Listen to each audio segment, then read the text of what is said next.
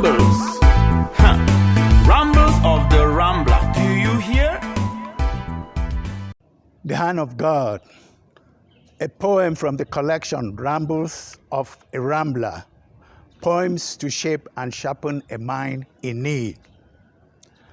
There is the hand of God in all this, that another Hitler turns up and is given a hilarious welcome and an honored seat in the concert of men and women.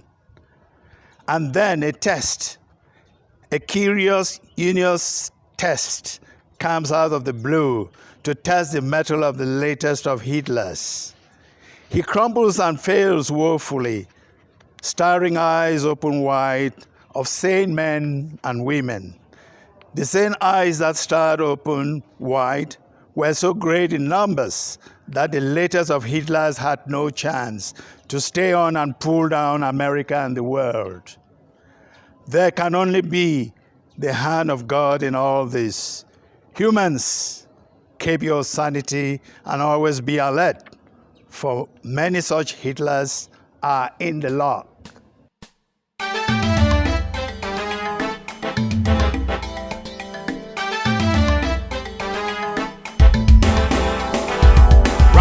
Of the Rambler, Rambles. Rambles of the Rambler. Do you hear? The poem to be examined today is The Hand of God. The Hand of God. We are talking here of the coming to power of a tyrant who is equated to Hitler, the former German dictator. This tyrant has the mandate of the people, but when he's tested, he fails the test and crumbles like a pile of cards. So Hitler becomes a metaphor for tyrant. Sammy Akombi, who is Hitler to you, as far as this poem is concerned? Well, you've already said it. He was a tyrant and an opportunist. Well, most tyrants are opportunists.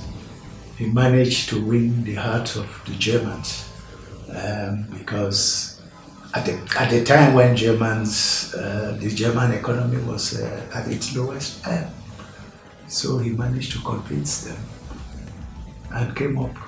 And then we all saw what happened because the Second World War was triggered by this tyrant. So that's what I know, summarily tell you about Hitler. Okay. The issue of the hand of God being in, the coming to power of this tyrant. I think Zephyrinus was concerned about that. Yes, the hand of God in all this, especially the coming to power of this tyrant. That is the other tyrant, the other Hitler. Yes. It's like you were celebrating him. You finally made us know that you're not celebrating him. But doesn't it appear as if you are did you deliberately contradict the attributes of God, who is all good and perfect, and having a hand in permitting that such a tyrant should come up again? Well, we all know that God gave man what they call the free will. And in this concept of free will, man is thrown into the world where there is good and evil. And therefore, you fight against evil in order to better yourself. And so, when evil comes to a people and the people manage to fight against that evil, I want to believe that there's a hand of God in it. Because in the poem, in fact, it is in reference to Donald Trump, who was, I think, the 45th president of the United States of America. He came to power and had those attributes of Hitler.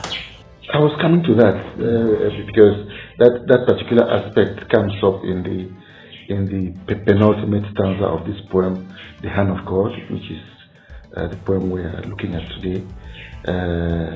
The image of Hitler, comes out clearly, because in the last two lines of the poem, you talk about, he had no chance to stay on and pull down America and the world, which means that he fails in his mission to bring down his people.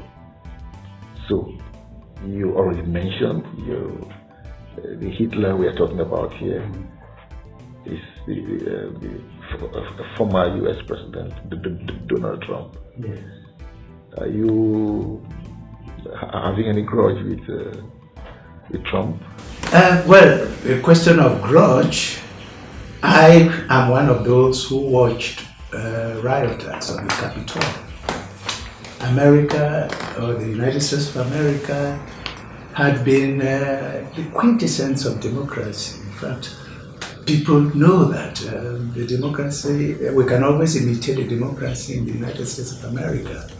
But it was disgraceful watching rioters going to disturb what they call the Electoral College, where they were going to endorse the Electoral College. What the electors had decided on as far as those the 2020 elections were concerned.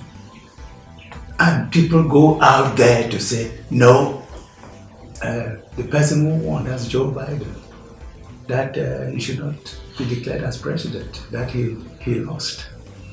So, you see, it's only a dictator like Hitler who want to do a thing like that. But thanks to the institutions, thanks to the American institutions, this did not happen. Okay. Why did you really choose to write lines that tell this kind of story? What message do you have, does this poem, The Hand of God, what message does it really carry to summarize? Well, the simple message is there at the punchline. We advise humans, keep your sanity and always be alert. For many such Hitlers are in the lock. So we must always be on the alert. We humans should be on the alert.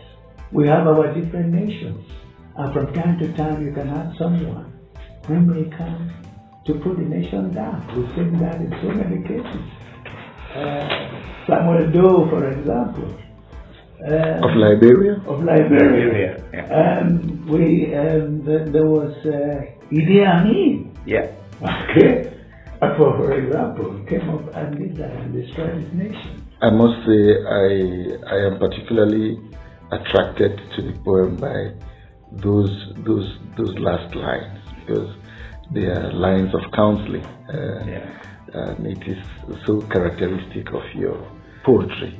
Do we see this in the other poems that we will be examining in the days and weeks ahead? Sure, you will see it because, in fact, my writing or my poetry in general is to highlight the well-being of human beings. I wish to highlight the well-being of human beings. And so a lot of my poetry is based on that. And the poems we had worked on together, this theme runs through them.